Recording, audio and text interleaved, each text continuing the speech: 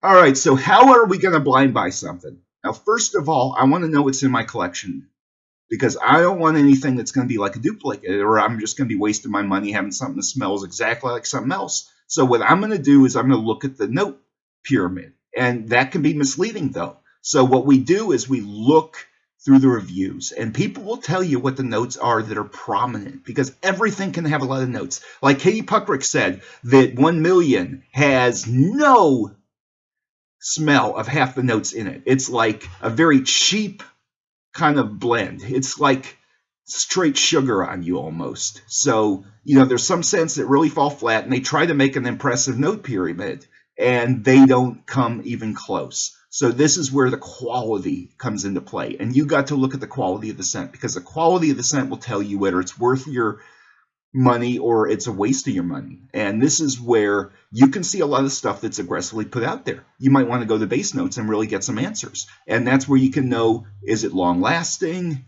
Does it have a good dry down? What's the most important part of this fragrance? And that is where you can then find some results. And when it comes to celebrity scents especially, this is important because there are good and bad celebrity scents. And some of the ones on base notes are okay. Some of them on base notes are absolutely disgusting and absolutely, you're better off just getting something else. Like people have been copying 1 Million, Le Male, and I'm trying to think of some other fragrances they've been copying, and Armani Code. 3 things that have been copied extensively, and Acqua di Gio too.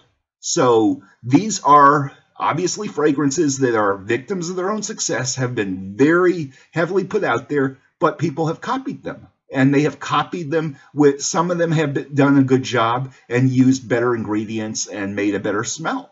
Others have made disastrous results. And this is where, you can get a $10 knockoff of Le Male that's made by somebody else that doesn't market it as a copy, but it smells like straight vanilla. Or it smells like a woman's perfume, or it's so sweet it's almost feminine. So when it comes to celebrity scents, we're going to get into Beckham. Now this one is not my favorite. I am not owning any Beckham fragrances. To me, that one, it doesn't last. It doesn't have that great a smell. It's like straight licorice, but there's other scents that have better licorice notes than the Beckham does. And so that one is obviously a money grab because it's not even that cheap, and you still spend a lot of money on it.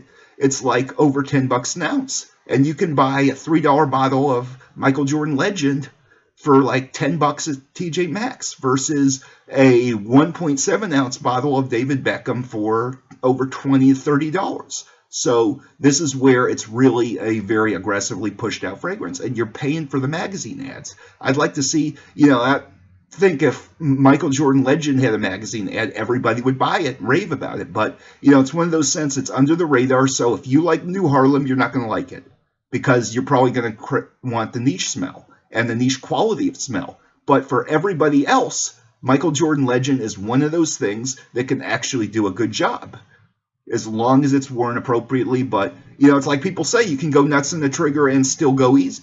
It's like Roca Man and steroids. So, yeah, it does have some of these good qualities to it.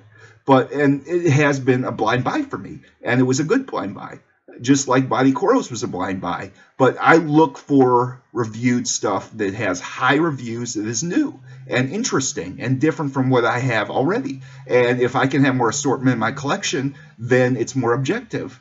And I get my money's worth versus if I have a million things that smell the same with 1 or 2 notes tweaked around. You have something that has a backbone of Acqua di Gio with a few other notes, then it's not going to be as good a buy. Just like you go do blind buys, the main thing people have, and this is the more important factor, the smell that people have on the internet and go to base notes about is important, but your chemistry is more important. And you will wear some stuff well, and you will wear some stuff terribly. Like Robes has talked about certain companies, he can't get it, he can't make it work. He'll have chemistry with certain fragrances, and certain ones he just doesn't have the chemistry. And you could be walking down the street and somebody smells amazing, and it's like, what did you get? And he's like wearing the same stuff you have, and it smells terrible on you and good on them. And so you really never know.